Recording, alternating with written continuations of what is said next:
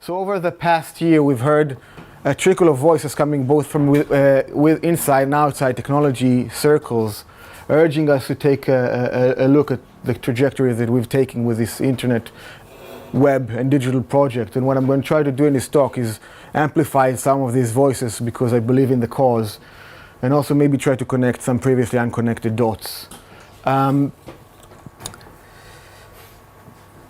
I'm not going to go into speculation about the future. Everything I'm going to talk about is stuff that's already happening now. And I believe that now is quite bad, perhaps irreversibly so. That doesn't mean there aren't any ways to back out of the corner that we've managed to trap ourselves in, but I think that we first need to recognize what went wrong, what has failed before we can find a better way out. At the end of the talk, you can find links to all the supporting materials. So if you find this compelling, please read those links. I highly recommend it and form your own opinions. So in the course of human history, we've managed to pass several points of no return. And what's interesting about these points is that it's proved very costly to back ourselves out of them once we've crossed a certain line.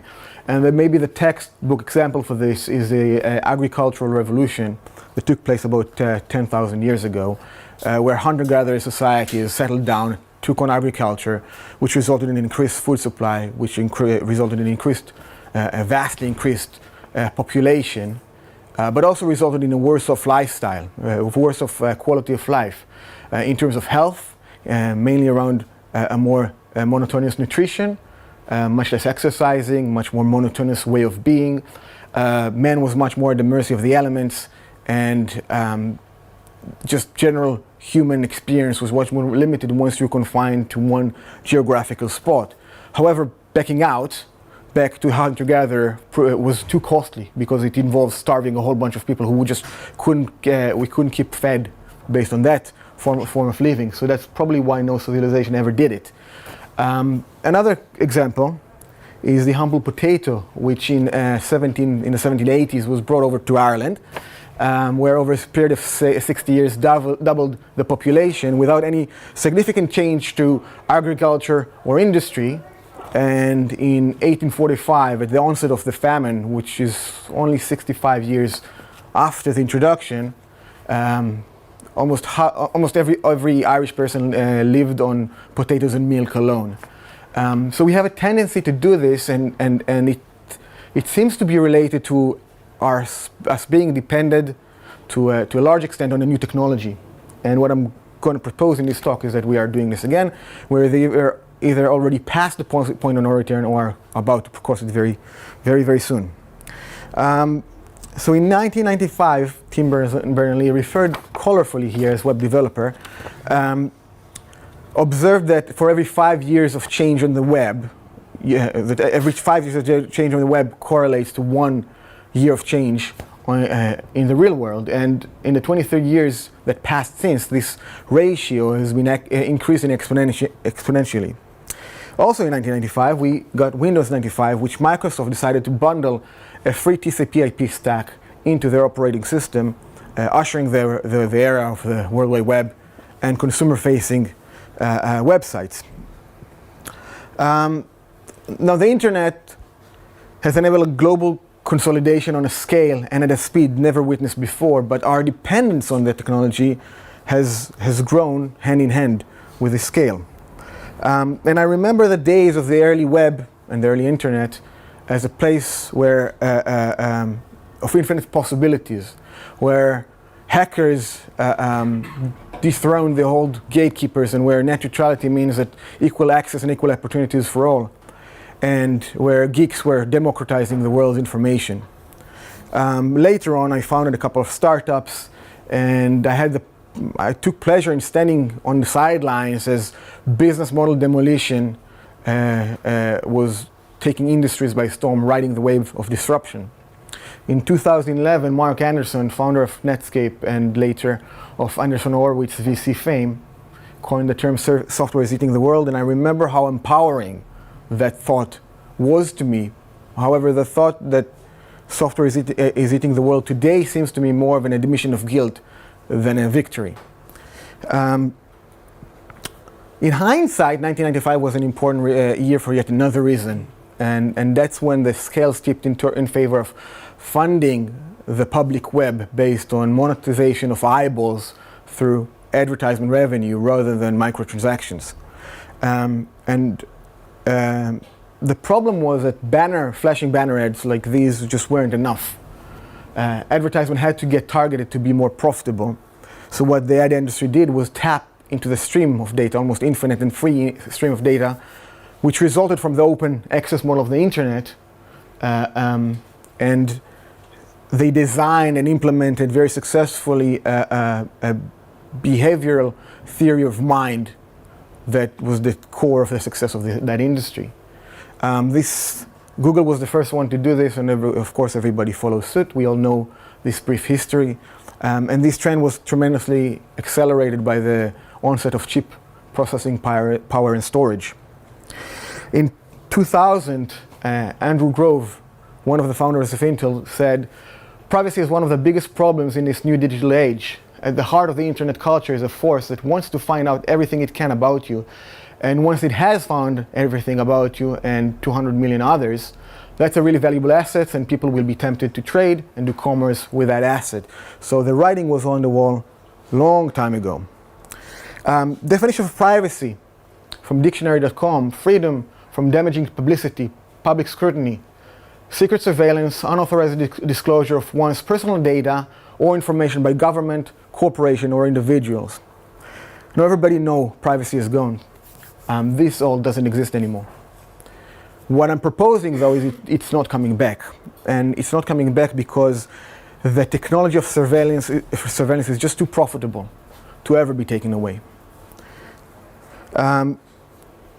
In 2015, Shoshana Zuboff, a professor at Harvard Business School, coined the term surveillance capitalism, and she explains, and I quote, "This new form of information capitalism aims to predict and modify human behavior as a means to producing revenue and market control." So this what we call advertising industry is not really about advertising anymore. It's about unadulterated behavioral modification. Here's a mandatory Snowden slide that every presentation like this must have. So state actors have been using data for surveillance since forever, and there's nothing new about that. But what we've learned from Snowden is that it's a private trove of data and the insights the ad industry has managed to glean from this data based on this behavioral theory that the NSA and the likes are after. It's a very highly sought prize for them, and that's why this entire ad industry is reinforcing surveillance in the sense of government surveillance as well. Mandatory Zuckerberg slide. Aaron Griffin in Wired last year says, "As headlines that expose the troubling inner workings of company after company, startup culture no longer feels like fodder for gentle parodies about ping pong and hoodies. It feels ugly and rotten. Facebook, the greatest startup success story of this era, isn't merely a band of hackers building cutesy tools that allow you to digitally poke your friends. It's a powerful and potentially sinister collector of personal data, a propaganda partner to government censors, an enabler of discriminatory advertising." Maybe the most interesting, or another interesting alarming trend that comes from the Facebook perspective is that it's increasingly hard for us in this society to decide that we opt out of the digital space. Even if you don't have a Facebook profile, Facebook has a you profile that they build by gathering data from websites that integrate with Facebook that you visit. If you decide to terminate your Facebook account, then you're silenced. And that's because our society is increasingly dependent on Facebook for a variety of different things. I'm sure you've all heard of the Cambridge Analytica story unfolding in the news recently, and how they've managed to, based on very few interaction, build a behavior model that allowed them to influence US elections and Brexit. And it's not just Facebook, it's everybody. It's all the big online companies, and it's not just online, it's insurance and finance and retail, and everybody that can afford to do this is doing this. And Another interesting thing that these algorithms often do is inconvenience us into spending more money. Like the story of Catherine Carlton, who is a marketing executive and has an interesting blog, and she writes about how she usually flies on United Airlines, but over the recent history has been getting assigned worse and worse off seats until she realized that some algorithm is targeting her, trying to get her to opt into the United credit card, which gives better seats as one of its perks. Now we see this all over, and we wash it by giving it a nice label called conversion optimization, right? When we think about our work from the technology side, we must always remember that whenever we deal with data analytics at whatever capacity, the level of abstraction at which we're looking at human behavior is conducing to whatever the ends are that justify these sort of means. It's far away enough removed from actual people that we tend to do these sort of behaviors. More recently, the hunger for data has been fueled by a whole new set of algorithms. And you can notice that I use the word algorithm rather than the popular term artificial intelligence, and that's because that's all they are. They're algorithms. They may be better algorithms, but they're not intelligent in the sense that a human being is intelligent. So I'm not going to talk about super intelligence or a singularity, if you're familiar with the terms. First, because these are speculation about possible future events, and I want to stay with what is actually happening now. But also because I think they're more hype than substance, at least for now. But there is one sense, at least, in which these new algorithms are quite different from the old algorithms. And that's that they are opaque. We cannot interrogate these algorithms in order to understand why a particular decision has been made. And the reason for this, which we call the non-interrogability of these algorithms, is that they're self-modifying. So Will Knight, writing for MIT Technology Review in 2017, says, and I quote, "The workings of any machine learning technology are inherently more opaque, even to computer scientists, than a hand-coded system. This is not to say that all future AI techniques will be equally unknowable, but by its nature, deep learning is a particularly dark black box." It is this self-modification of this algorithm that raises a very interesting dilemma. Can we trust an algorithm that we cannot examine and cannot verify? Any idea who's the first adopters of all these new algorithms and who's pushing this forward? Well, it's the military. And we don't really know what happens in the military-industrial complex, but we can get a glimpse if we look at cybersecurity. So in 2016, the DARPA Grant Cyber Challenge, where different teams compete to hack other teams, shows that the level of defense that until now was only capable of being achieved by human experts is very soon to be replaced by algorithms. And indeed, the strategy in cybersecurity today is to use algorithms to do what we cannot do, which is namely to defend us from other algorithms. And there is a vicious cycle happening within cybersecurity where offense, because of a strange asymmetry between offense and defense, must always overspend defense in order to remain ahead. But there is a famous saying that every cybersecurity technique is dual use. It can be used, it's first used for defense, but then it's being adapted for offense. So we get this cycle, which is now operating in a loop, that pushing us to create smarter and smarter algorithms, but at a never-ending cycle. In 2016, NVIDIA introduced a self-driving car. But what was different about that self-driving car from the self-driving car, say, of Google and Tesla and all the other automotive industry, is that this car wasn't programmed how to drive in the traditional sense. It learned how to drive by observing a human driver. Again, in the same article in MIT Technology Review, and I quote, "The system is so complicated that even the engineers who design it may struggle to isolate the reason for any single decision. And you can't ask it. There is no obvious way to design such a system so that it could always explain why it did what it did. So whenever we program any kind of program, we always have an expectation that in certain cases, ethical questions are going to be raised. And in the case of self-driving car, that might be, why did my self-driving car kill me by veering into oncoming traffic? And we know that they're going to be a difficult answer. The answer might be because someone jumped in the road and there were people walking on the sidewalk. But can we really accept a reality where there isn't an answer? And how can we reconcile it with our human desire for self-determinism?